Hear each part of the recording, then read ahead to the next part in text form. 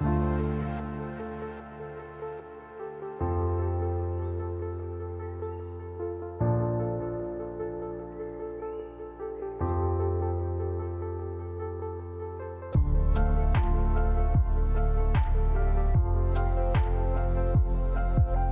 à tous, moi c'est Will.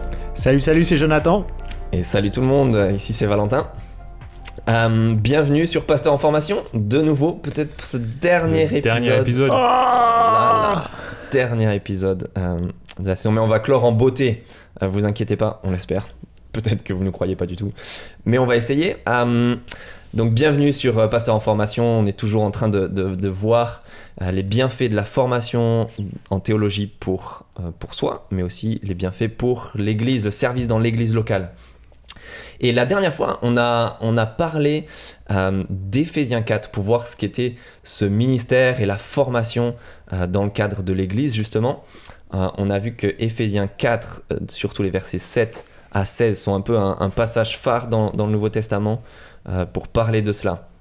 Parce qu'on y voit Jésus-Christ et son œuvre accomplie à la croix, comment il est descendu avant de remonter, comment il est descendu, il a été humilié, mais ensuite exalté après sa résurrection, il est monté, et dans sa victoire, Jésus-Christ prend des hommes, des rebelles que sont vous et moi, des rebelles contre Dieu, mais il en fait ses prisonniers, c'est son butin de victoire.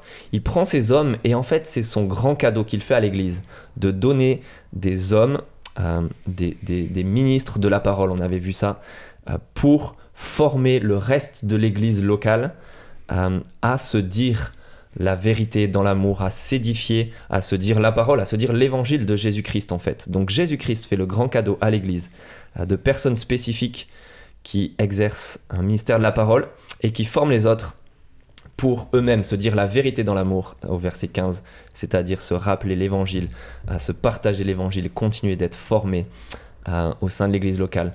Et donc on va voir un petit peu de manière pratique aujourd'hui comment est-ce qu'on peut vivre ça dans nos églises, vivre ça dans nos églises locales, comment peut-être pour les responsables on peut réfléchir à mettre ce paradigme, ce modèle au centre de nos églises locales, comment former les autres par la parole et dans la parole, et comment impliquer les autres dans ce ministère de la parole, comment les autres peuvent, tous les membres au sein de nos églises locales peuvent se partager la vérité dans l'amour.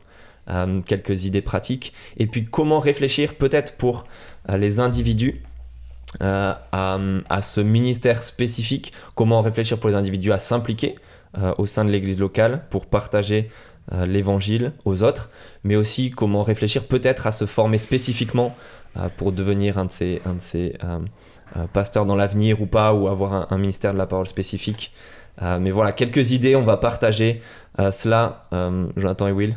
Yes, beau programme, Comment on va faire ça? Ouais, bah on n'a pas la prétention de penser qu'on sait tout. On est convaincu que la Bible nous instruit sur beaucoup de sujets dont on va parler maintenant, et donc sur ces aspects pratiques, on espère vous citer un maximum de versets pour que ce soit vraiment quelque chose de biblique dont on vous parle.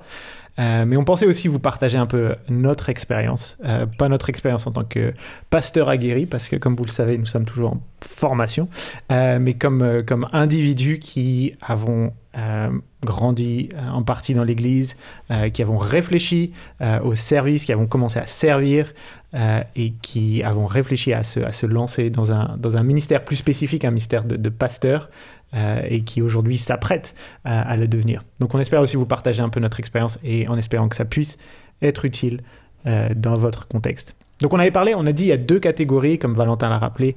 Il y a la catégorie où vous êtes dans une situation où vous avez un ministère de pasteur, donc on va dire un ministère verset 11 dans Éphésiens 4, ou alors vous êtes le reste dans l'église, un chrétien de l'église, et donc vous avez un ministère du verset 12, un ministère de dire la vérité dans l'amour. Donc on va réfléchir aux deux. On va commencer par le deuxième. Si vous êtes un individu qui n'est pas un pasteur, comment est-ce qu'on va commencer à mettre en pratique ou à se lancer dans ce type de ministère? C'est peut-être notre première question. Est-ce que quelqu'un veut se lancer peut-être rappeler à quoi ça ressemble le ministère, c'est de dire la vérité dans l'amour. Vas-y, pardon. C'est ça. Et peut-être qu'on va juste, pour présenter ce qu'on va faire, réfléchir et présenter peut-être des idées de comment on peut faire Éphésiens 4.15 au sein de l'église locale, dire la vérité dans l'amour, mais peut-être aussi avec le but de ce podcast, vous donner quelques pistes et réflexions peut-être de comment réfléchir, ou est-ce que ce serait pour vous de réfléchir à se former comme nous on l'a fait pour un ministère spécifique dans l'avenir. Donc voilà, juste... Super, on recommence alors avec les individus, les individus du verset 12, tous les chrétiens, le ministère de la vérité dans l'amour. Qu'est-ce qu'on fait demain? Qu'est-ce qu'on fait demain pour se lancer? Puisqu'on est tous appelés à ça. Je pense qu'on avait évoqué, alors les gars vous pouvez en citer d'autres, mais on avait évoqué quelques idées quand même à la fin, donc on va pas y passer non plus beaucoup de temps, quelques idées à la fin de l'épisode précédent. Ouais. Je pense qu'on avait évoqué l'idée de partager avec les autres membres de notre église, leur partager la parole, etc. Pourquoi pas lire la Bible avec quelqu'un d'autre. Peut-être juste pour faire deux catégories. On avait parlé de se former et de faire. Peut-être que c'est deux choses sur lesquelles on peut se lancer. Deux catégories. Donc, à quoi ça ressemble de se former et à quoi ça ressemble de faire avec ce qu'on a vu. Donc là tu t'allais un peu sur le faire. On peut commencer avec ça. Donc, on peut partir sur former. Former d'abord. Ok, d'accord. À quoi ça ressemble donc de se former? Comment est-ce qu'on se forme? Comment on se lance quand on est juste chrétien dans l'église et qu'on se dit je suis convaincu, c'est pour moi le ministère dans l'église, comment est-ce que je vais me former? On est formé par le ministère de la parole, ce qu'on a vu dans Éphésiens 4. Ouais. Donc les amis, on veut juste bénéficier de l'écriture que Dieu nous a laissée, la parole directement. Donc juste déjà connaître la Bible, la lire, la méditer, y réfléchir personnellement. Mais au sein de l'église locale, puisque c'est de ça qu'on parle, on veut bénéficier de tout l'enseignement de la parole qu'on a au sein de l'église locale. Donc l'enseignement du dimanche, la prédication, ce qui est sûrement au centre de nos rencontres et de nos rassemblements. Mais voilà, pourquoi pas réécouter des séries d'enseignements si elles ont été enregistrées, y réfléchir, se prendre des notes, des annotations. Peut-être qu'il y a d'autres formes d'enseignement au sein de la semaine. Je ne sais pas si dans vos églises vous avez une sorte d'étude biblique où vous revenez sur la prédication du dimanche. Mais voilà, essayez de maximiser le bénéfice qu'on peut tirer de ce qu'il y a déjà, de tout le ministère de la parole qu'il y a déjà au sein de notre église locale. Donc... Et c'est peut-être déjà un changement de réflexion par rapport à ce qui se passe le dimanche pendant les 20 minutes où votre pasteur monte et commence à parler. 20 minutes Valentin, c'est 45 minutes. Ou alors ce qui se passe à l'étude biblique, c'est de la nourriture spirituelle pour encourager et être motivé de vivre pour Jésus, dans la joie, de connaître Jésus, être en relation avec lui. Mais c'est aussi, selon Éphésiens 4, aussi de la formation. Vous êtes en cours de formation des vérités bibliques qui vont être essentielles pour pouvoir les communiquer les uns les autres. Et on parle souvent des 3 C de la formation du ministère. Tu veux nous rappeler quels sont les 3 C, Jonathan? C'est ça, ouais. Donc on parle souvent quelles sont les choses qui grandissent en nous, comment est-ce qu'on devient des chrétiens de plus en plus matures. Et on parle souvent de 3 C, comme le disait Will, des compétences, des convictions et du caractère. Compétences, être capable de comprendre la Bible, de la lire, de l'expliquer à d'autres de manière claire. Des convictions, être clair sur ce que ça veut dire le salut par la foi, être clair sur ce que ça veut dire que la parole de Dieu ne contient aucune erreur. Ce genre de conviction, être clair sur des choses très très importantes qui sont très proches de l'évangile. Et troisième chose, le caractère, c'est mettre en pratique, avoir les fruits de l'esprit, grandir en sanctification. Donc c'est ça le caractère. C'est bien d'avoir ces 3 choses en tête lorsqu'on parle de la formation, parce qu'on veut être formé dans tous ces domaines différents. C'est pas que la formation à lire la Bible, ça c'est une très bonne chose. Je sais que dans ma vie, j'avais un ami qui m'a proposé de lire la Bible en tête-à-tête. Tout au début de ma vie chrétienne, on a lu Philippiens ensemble. Ça m'a permis de mieux comprendre le message de ce livre, à mieux lire la Bible pour moi-même. Mais le temps que j'ai passé avec lui, ça m'a permis de grandir en caractère aussi. J'ai vu son exemple en tant que chrétien plus mature dans la foi. On a eu des discussions autour de comment vivre la vie chrétienne, comment grandir dans la piété, par exemple. Et puis, quelques mois plus tard, j'avais l'occasion d'animer un groupe d'études bibliques Donc ça m'a permis aussi de grandir en compétences, d'être mis tout de suite dans le bain et d'animer une discussion autour d'un passage et de grandir dans le domaine de l'enseignement. Donc, je peux dire que dès le début de ma vie chrétienne, on me commençait à me former dans tous ces 3 domaines-là. Et c'était très utile. Ouais, c'est super utile ce que tu dis parce que on veut pas limiter la croissance spirituelle à simplement pouvoir déterminer la structure d'un livre biblique. Mais c'est une très bonne chose. C'est une très bonne chose. Mais comme on le verra un peu plus tard, c'est très important aussi de grandir sur ces différents aspects, donc ses compétences, ses convictions et son caractère.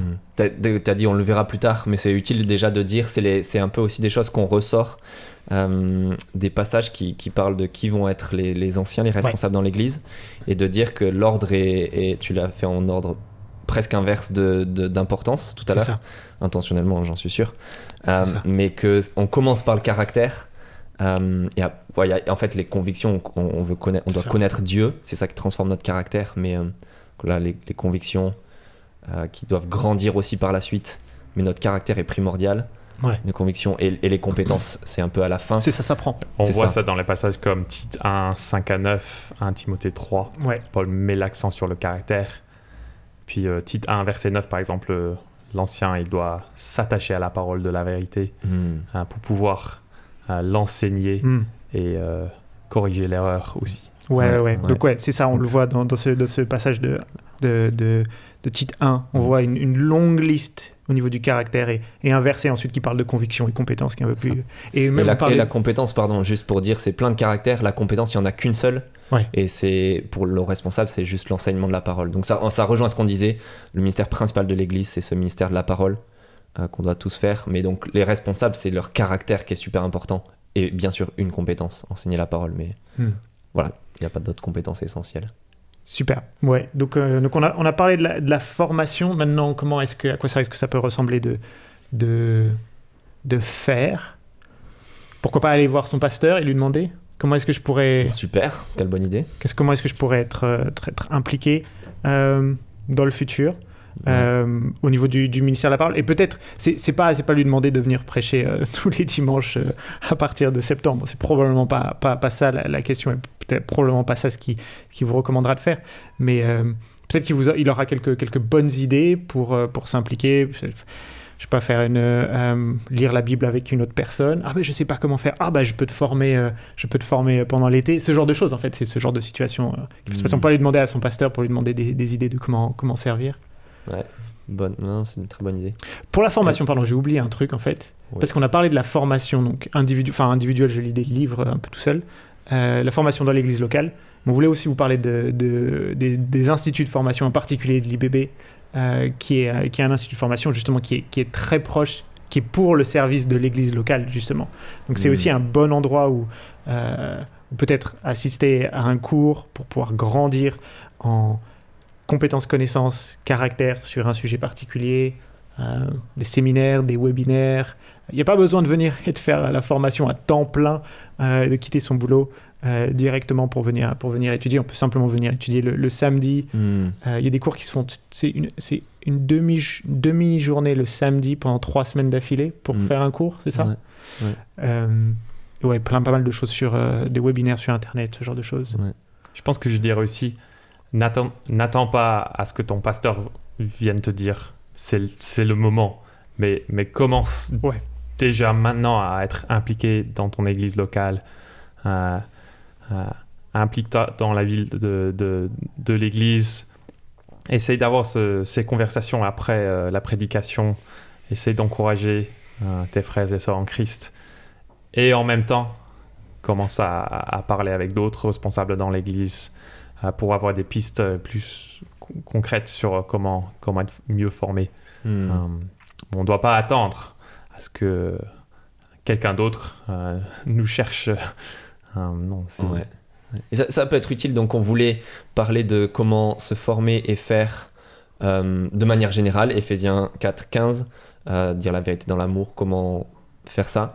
Mais on voulait aussi parler de l'aspect spécifique, et donc peut-être ça fait le pont avec ça, de l'aspect spécifique de réfléchir si c'est une question pour vous, ou si ça ne l'est pas encore en fait. Est-ce que je devrais me poser la question d'aller me former pour un ministère spécifique de la parole, être un pasteur, ou juste avoir un ministère dans n'importe quel cadre, dans le cadre de mon église locale ou comme ça. Bref. Donc voilà, Will, tu commençais à dire n'attends pas, même si tu te poses même pas la question. En fait, n'attends pas, mets-toi au service au sein de ton église, etc. Qu'est-ce qu'on pourrait dire encore pour ça, pour n'importe quel individu là qui est en train de nous écouter? Comment est-ce qu'il peut réfléchir si la formation pour un ministère spécifique est pour lui, pour elle? Ouais, non, mais peut-être qu'on peut recommander un article qui a été écrit par notre directeur de l'IBB. Ça s'appelle « Le service de l'évangile à temps plein, suis-je en bonne voie ?» Donc c'est un article qui présente un peu tous les critères nécessaires pour le ministère à temps plein et des questions à se poser en cours de route. Super. Donc on va peut-être mettre le lien à cet article dans le descriptif de cet épisode. Ouais, génial. Ou sinon vous pouvez aller sur le site de l'Institut biblique de Bruxelles et aller sur l'onglet Le Maillon. C'est notre magazine où il y a plein d'articles intéressants sur pas mal de sujets. Excellent. Et ça peut être... Pardon, vas-y Jonathan. Non, vas-y. Ok, et ça peut être utile, les 3 C qu'on a évoqués tout à l'heure. C'est pour la croissance chrétienne en général, donc pour tout le monde, mais aussi avec ce qu'on a cité, Tite 1, versets 5 et suivants, et puis 1 Timothée 3, c'est ce qui présente un peu ce qu'on doit trouver chez des pasteurs, justement, des personnes responsables dans l'église, mais aussi les diacres et les diaconesses. Et donc, c'est un peu, voilà, ça donne un peu un cadre pour réfléchir à notre caractère qui doit être primordial, la compétence de la parole et puis des convictions solides. Et on peut réfléchir à ça. Et ça peut être utile aussi de dire, et on peut en toucher 2 mots, de cette interaction qu'il y a entre notre propre aspiration personnelle. Donc en 1 Timothée 3, verset 1, justement, on voit si quelqu'un aspire à la charge de responsable d'ancien dans l'église, donc ancien et pasteur, on est convaincu que c'est la même chose. Il désire une bonne chose. Ouais. Donc il y a l'aspiration personnelle qui est importante. Et en même temps, il y a souvent l'église elle-même qui est impliquée de reconnaître, former, envoyer des gens. Donc on peut parler du verset de 2 Timothée 2.2 où Paul dit à Timothée il lui dit ce que tu as entendu de moi en présence de nombreux témoins, mais confie-le à des personnes fidèles qui soient capables de l'enseigner à d'autres. Donc Timothée doit intentionnellement confier la parole et le ministère de la parole à d'autres personnes, à une future génération qui va aussi l'enseigner à d'autres, etc. Mais on voit ça dans les actes, en fait, quand Paul il prend Timothée et Tite, qui les forme, etc. Ou même Paul lui-même et Barnabas, en acte 13, je pense, qui sont envoyés par l'Église. On pourrait dire encore Timothée, c'est les anciens, en lui imposant les mains, etc., qui ont reconnu son ministère d'enseignement. Donc, il y a un peu cette interaction-là, l'aspiration personnelle de vouloir peut-être cela, et l'Église elle-même qui repère, qui implique, qui forme et qui envoie des gens. Et ça montre aussi, ça donne aussi l'interaction entre le ministère ou l'appel de l'Église, la demande de l'Église, la suggestion de l'Église et les 3 C, parce que comment est-ce que l'Église va nous recommander pour peut-être réfléchir à un ministère voilà, comme pasteur peut-être dans le futur, c'est en nous observant dans nos compétences, dans nos convictions, dans notre caractère. Donc c'est très important, on voit l'interaction entre les deux, en fait, ces critères de décision qui peuvent être les compétences, les convictions et le caractère vont être ce que l'Église va être attentive à ces choses-là. Et ce qui donne aussi, ce qui est très lié aussi avec le fait de faire le ministère. C'est pas on se jette un jour et on se lance et on se dit ok, je me lance, je quitte mon boulot et je vais dans un institut, ou alors je quitte mon boulot et je vais travailler à temps plein pour une église.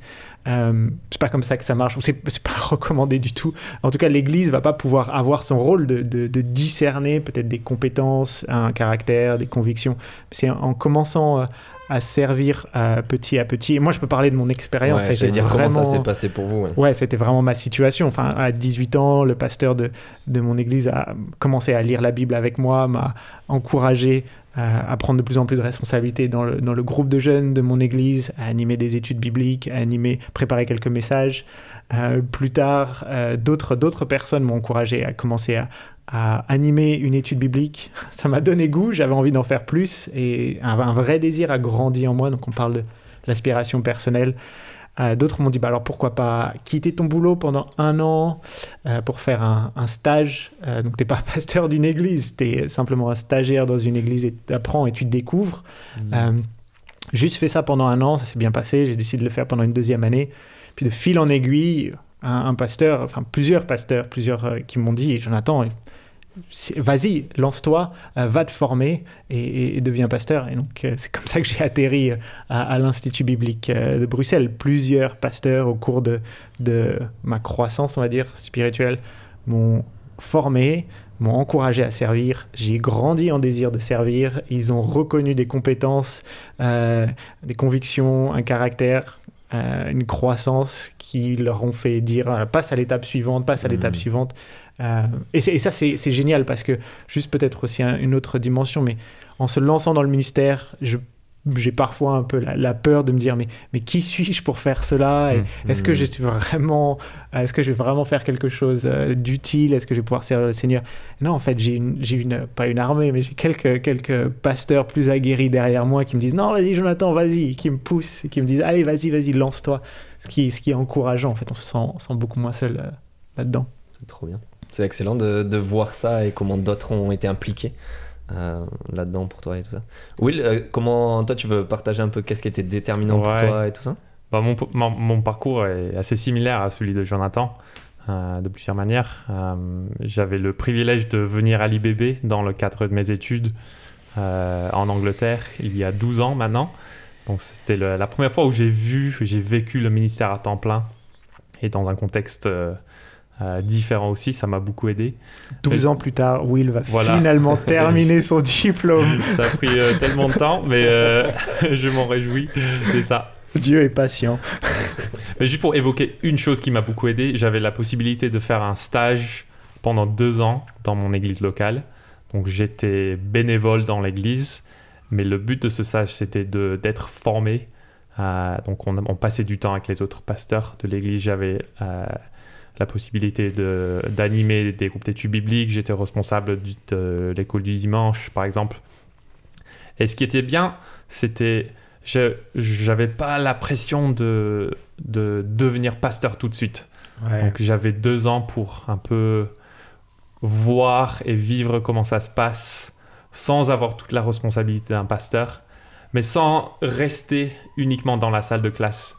Je pense que on a parlé des convictions, mais aussi des compétences et du caractère. Je pense qu'on grandit en caractère en faisant le ministère, en voyant comment d'autres le font et en passant du temps avec d'autres, parce qu'on est des pêcheurs et parfois on doit apprendre à vivre et à collaborer ensemble. Donc je dirais que ces 2 années-là, et puis un peu la suite de mon expérience dans une autre église locale à temps plein, ça m'a permis d'avoir un goût de ce que c'est le vrai ministère.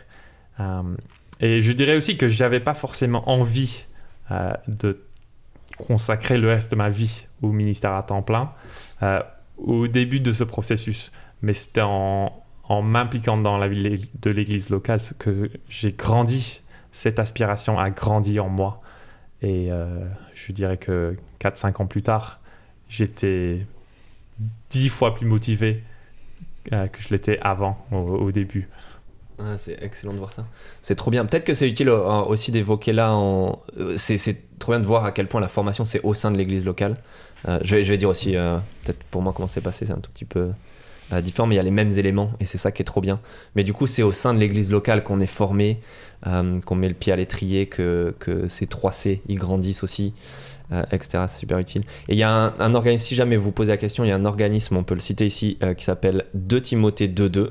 Forcément prenant la référence, mais qui veut soutenir la formation au sein de l'église locale justement en permettant à des personnes de vivre des stages dans des églises locales. Et cette idée-là, peut-être c'est pas super répandu de le faire, mais de permettre à certains de faire des stages sans avoir la pression que la personne doit forcément se former derrière.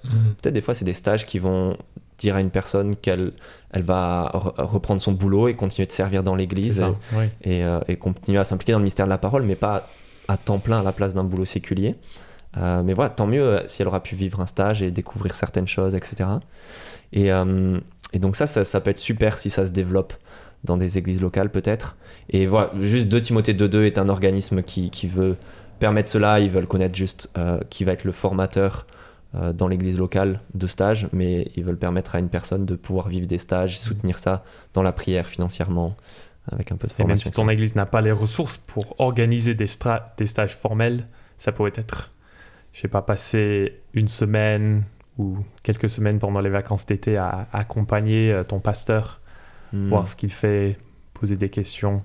Ce serait très bénéfique, même si c'est pas un stage formel. Ouais.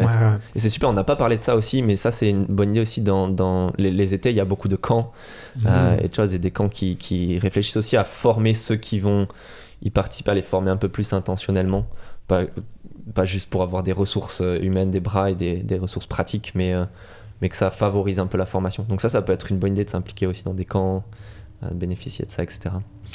Et c'était super d'entendre pour vous comment l'église a été impliquée là-dedans.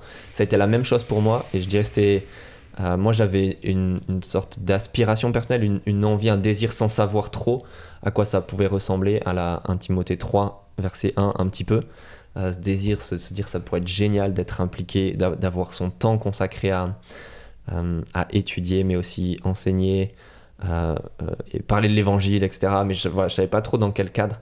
Et je remercie Dieu pour j'étais convaincu aussi petit à petit que c'était pas un chemin tout seul qui se passait, mais que si un jour ce serait le cas, et Dieu voulait permettre cela, que ce serait un peu plus au sein de mon église que ça se passerait, et que mon église allait m'envoyer si jamais c'était le cas. Et c'est ce qui s'est passé. Je remercie Dieu pour ça. Dans mon église à Toulouse, il y a eu de la formation, et petit à petit on nous a formés, on nous a impliqués, pas que moi, mais plein d'autres personnes, formées dans différents aspects, de partager la parole, comme on le disait avec Ephésiens 4.15, au sein de l'église locale, et petit à petit aussi de me proposer un stage, un peu comme vous, où pendant 2 ans j'ai pu voir ça, et où les responsables de l'église ont pu dire ok, maintenant ça nous semble une bonne idée que tu puisses te former et voir pour à la suite être toi-même pasteur. Mais donc voilà, c'était chouette de voir comment l'église a pu conduire cela, et aussi à freiner. Moi je pense que j'avais envie, je savais pas trop ce qu'il fallait faire, et l'église a dit hop au tout début, investissez-vous, servez au sein de l'église locale, et je les remercie d'avoir pu se former dans l'église locale avant d'être envoyé par eux. Donc ça c'était une bonne chose à savoir aussi pour vous. Ouais. Et c'est super fascinant de voir la sagesse de Dieu dans la manière dont il a mis en place toutes ces choses. Le ministère, c'est pas quelque chose dans lequel on se lance, mais on a des opportunités de pouvoir le pratiquer, le servir dans l'église, et de suivre aussi la manière dont Dieu nous forme et nous réforme à travers le temps pour nous préparer à cela. On termine rapidement peut-être avec... donc ça c'était pour les individus. Je pense qu'on a partagé déjà dans nos propres expériences le ministère de pasteur qui a été vraiment utile pour nous, et qui a été déterminant pour nous motiver, ce qui a été on peut peut-être citer quelques exemples, ou peut-être cristalliser certains de ces exemples. Je veux dire le ministère de pasteur, nos propres pasteurs, nos responsables dans nos églises qui nous ont invités, impliqués, formés et envoyés. C'est ça que tu veux dire. Tout à fait. Déjà on espère que c'est un encouragement pour les pasteurs de voir Ephésiens 4 et l'encouragement de Paul à tout pasteur de s'occuper de la formation dans leur église. C'est vraiment un appel que vous avez reçu. Donc voilà, d'être encouragé et de savoir que vous avez été équipé par le Christ pour le faire. Je pense que c'est un super encouragement. Déjà, on espère que vous avez été convaincus et que vous êtes motivés. Vous avez été motivés par Paul à ce niveau-là. Mais de manière pratique, à quoi ça ressemble? C'est vrai qu'on en a... vous aurez sûrement plus d'idées que moi, mais on l'a un peu abordé, et je pense que c'est cet aspect de 2 Timothée 2.2, de l'idée que dans l'église locale, nous on en a bénéficié, mais c'est une bonne chose de dire que dans l'église locale, on devrait être... les responsables, les pasteurs doivent être intentionnellement en train de former d'autres qui pourraient potentiellement à leur tour peut-être avoir un ministère spécifique dans l'avenir. Ça c'est 2 Timothée 2.2. Et donc un équilibre entre former toute l'église oui. à la Ephésiens 4 et former des individus particuliers à la 2 Timothée 2.2. C'est ça. Avoir un équilibre. Et c'est pas qu'il y en a un qui est mieux que l'autre, c'est que les deux sont bien. Et qu'il faut trouver un juste équilibre entre pouvoir le faire. Mais comment est-ce qu'on le fait alors? Les deux. Comment est-ce qu'on fait les...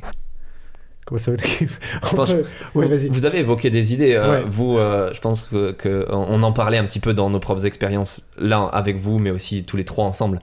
Mais je pense qu'il y a l'idée de repérer peut-être avec les 3 C qu'on a évoqués, qui sont les critères pour des futurs anciens pasteurs responsables dans l'Église.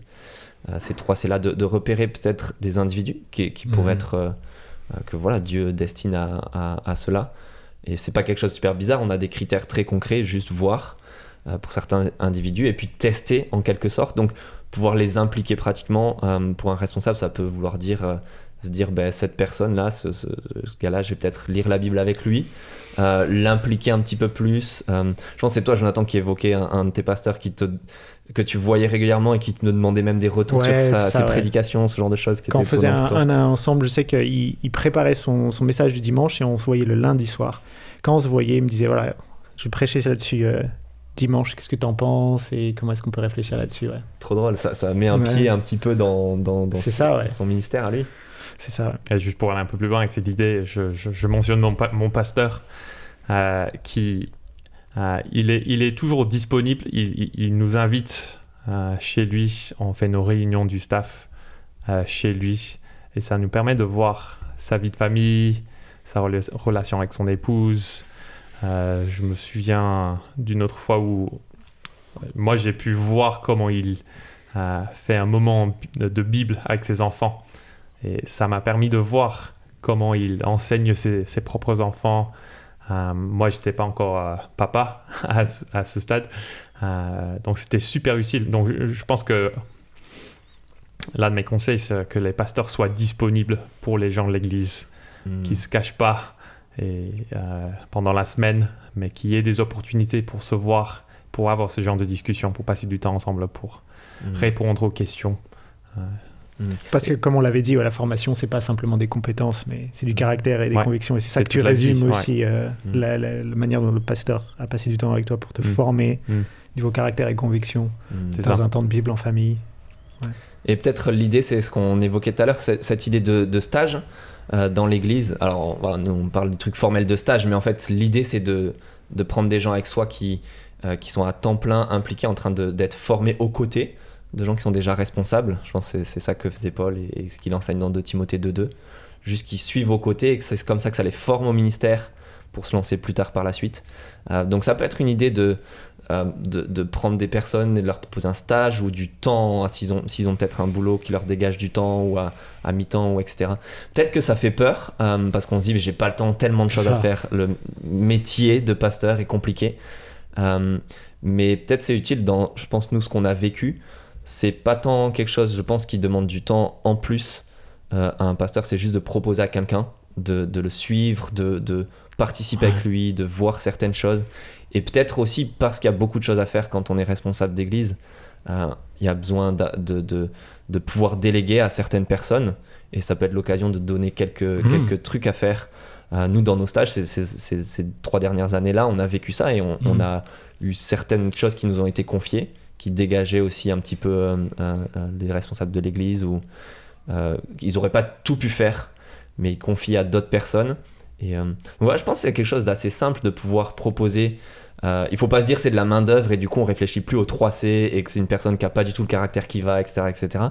Non, il faut les 3 C chez la personne, mais ça s'apprend, notamment les compétences, et donc proposer à des personnes de suivre son ministère, d'accompagner tout au long d'une année, 2 années, et de les impliquer, de bénéficier de ressources comme de Timothée 2.2, mais je pense qu'il y a d'autres gens qui veulent aussi peut-être même donner financièrement pour permettre à certains de se former.